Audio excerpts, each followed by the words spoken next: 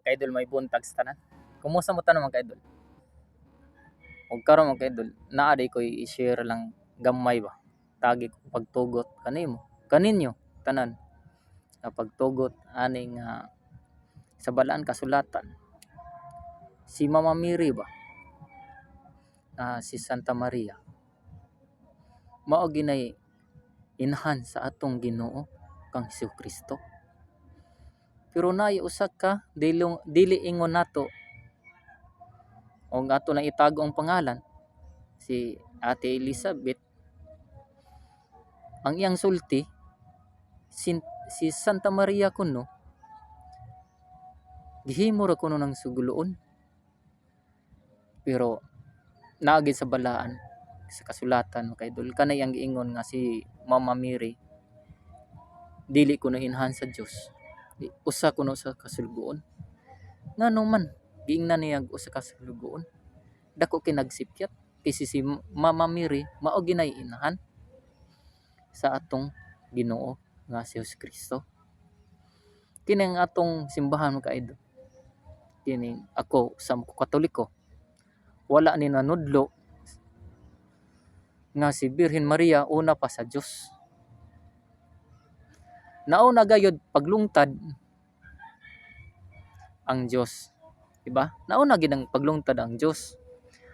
Apan sa dihang si Hesus nga Dios na himong tao, nauna si Santa Maria. Nauna si Mama Mary. Tupo na tog istorya ba. Ang panudlo sa simbahang Katoliko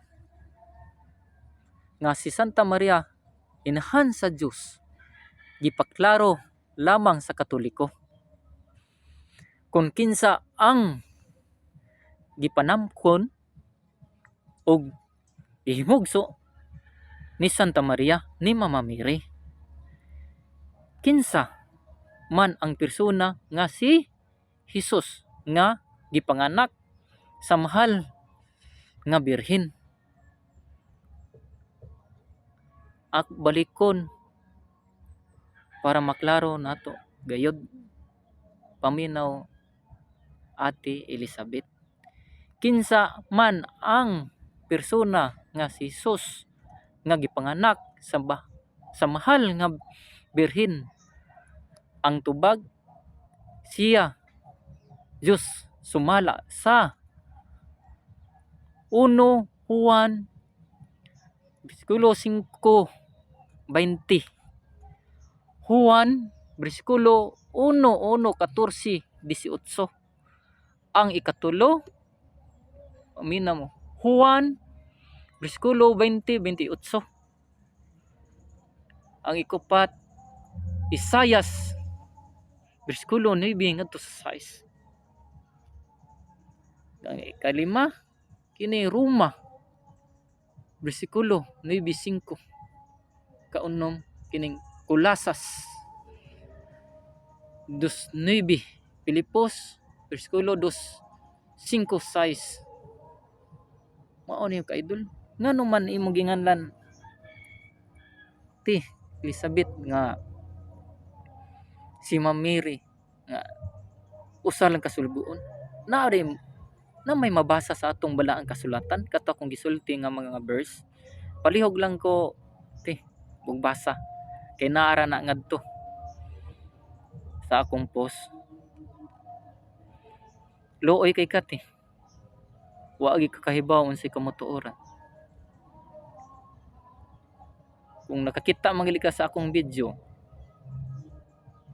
kana palandungi ang tinuod si Mama Mary may inhan sa Dios. Dili na siya usa ka sulugoon, dili na siya basta-basta, usa na siya kabalaan nga inhan sa Dios. Ug ikaw niingon nga sulugoon si Mama Mary, kana dako kay nagsayo pagmata na sa kamotuoran.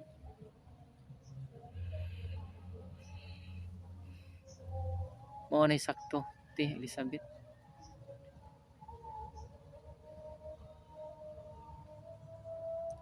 dako kay nagsayop ang imuhang pagpanudlo. Ilabi mo nang gitudlo nga si Mama Mary dili inhan sa Dios, dako kay nagsayop. Pero na ako'y pangutana nimo ti, naa ba mabasa sa balaang kasulatan nga nang magatuod nga si Mama Mary nga dili inhan sa Dios? Pero ako pangutan-on nimo ti, naay mabasa. Kato ako gihatag nimo nga mga verse. Og diri lang kutob ti. May naot ko nga makasabot ka sa kamotuoran. Ug palihog lang kog share ani mga ka-idol. Kini nga akong gi-share ninyo karong kabuntaga.